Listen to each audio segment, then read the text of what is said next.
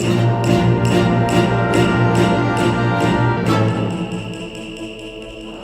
country's museums are one of our great underused educational resources. And although today's activity is focused on the collection in the British Museum, we believe it can be used in any museum that has a Chinese collection, or indeed actually any other culture if that's what you're studying, but we're concentrating on Chinese. It doesn't even depend on a museum visit. Many museums have collections online now, if not their entire collection, certainly highlights that you could certainly use in the classroom if you're not close to a museum or time considerations don't make it practical.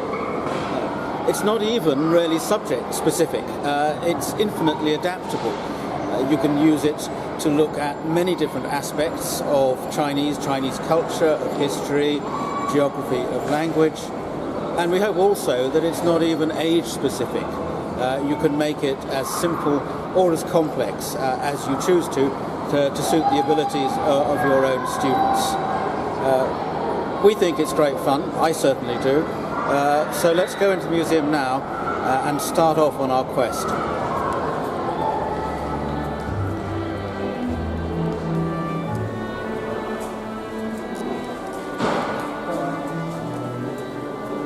This activity takes the form of a quest, a concept that I hope your students will be familiar with, in which they're going to be sent off in search of a treasure, some great idea perhaps, like truth or beauty or world peace, something like that to inspire them.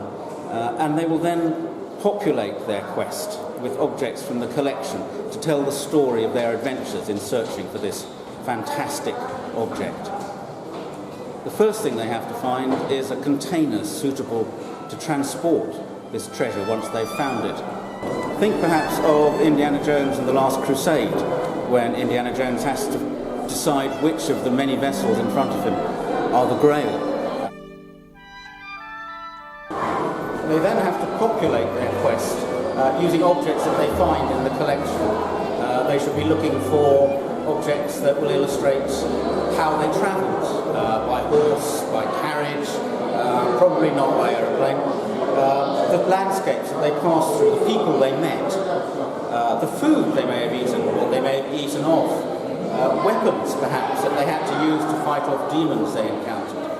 Really, the limit is your own imagination and of course the time available.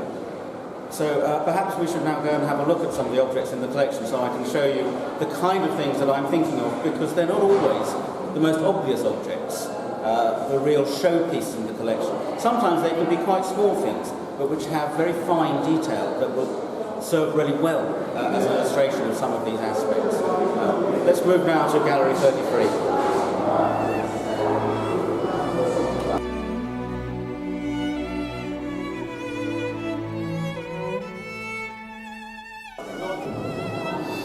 Now, for some students, this might seem the obvious choice. It's one of the most ornate pieces in the collection. It's clearly got ceremonial and religious significance. It's decorated with gold and semi-precious stones and coral. What could be more fitting as a container for eternal truth or beauty? And that could well be one choice. Equally, there are others that are perhaps less obvious, but equally appealing, particularly to the quirkier amongst your students.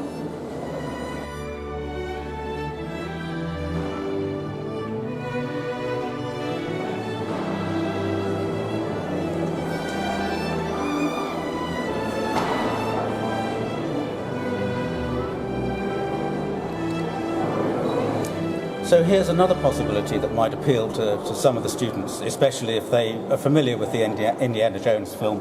A very plain pottery vessel, clearly old but not ornate, and maybe suitable for illustrating, containing the absolute purity of the idea that they're seeking.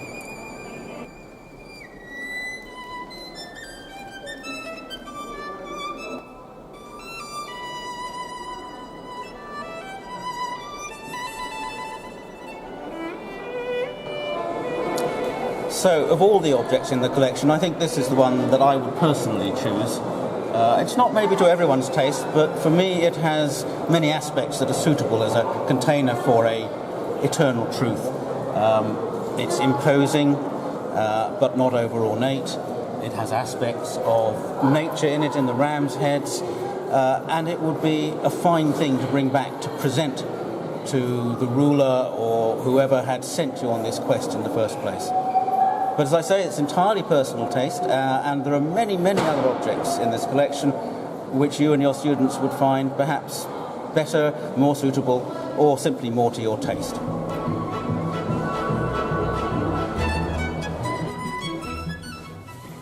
This jade brush pot is an excellent example of how closely your students may have to look to find examples of what they're after.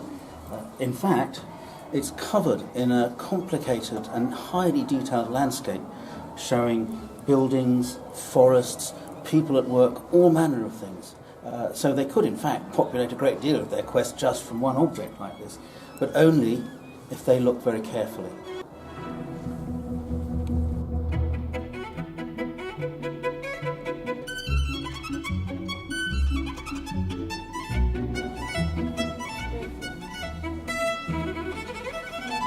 Again, if you encourage your students to look carefully, they can find all manner of things just in one case.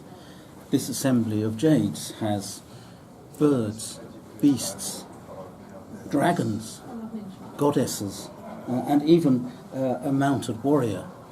All of these could be used as illustrations of different aspects of their travels.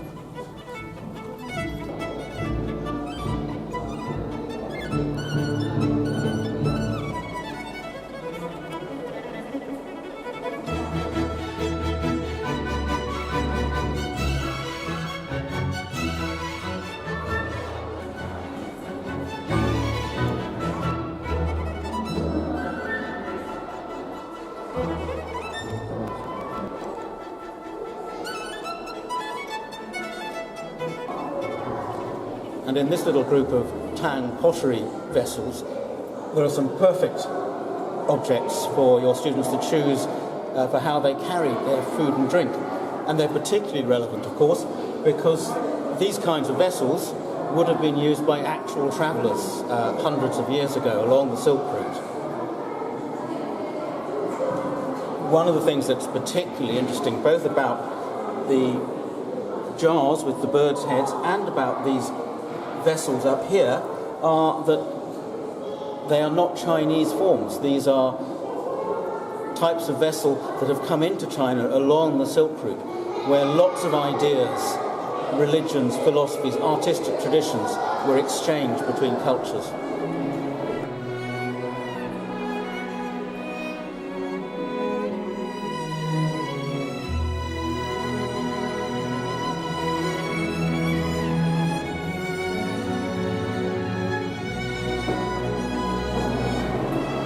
And of course, although we're encouraging students to look at things in detail, one shouldn't ignore the obvious, such as this splendid tilework figure of a judge from hell, who would be an ideal person for them to meet.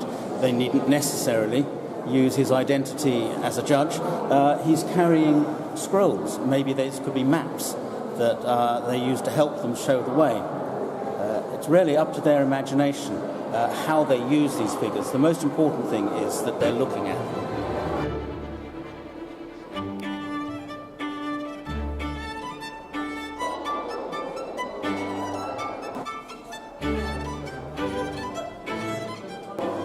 And of course the people they meet on their quest don't all come from China.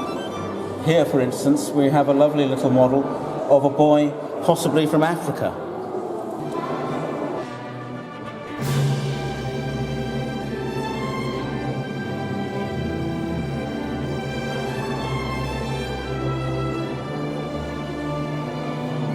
Now the quest may not be all plain sailing, and your students may meet monsters or people that they have to fight to defend themselves, so they'll need weapons. And you have a fine assembly, a fine selection of possible weapons here. You have some swords, spears, a kind of axe, and even the fittings from a chariot if they are feeling particularly valiant and well equipped.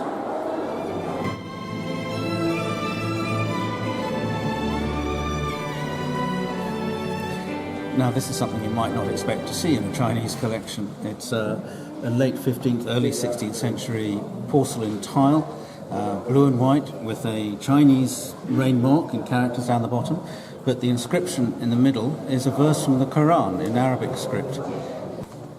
So this is an excellent example of how your visit to the museum and the Quest activity can open doors not just onto understanding China and Chinese art and civilization, but onto other aspects of history, geography, religion and intercultural exchange. Just consider how you might use this object back in your classroom.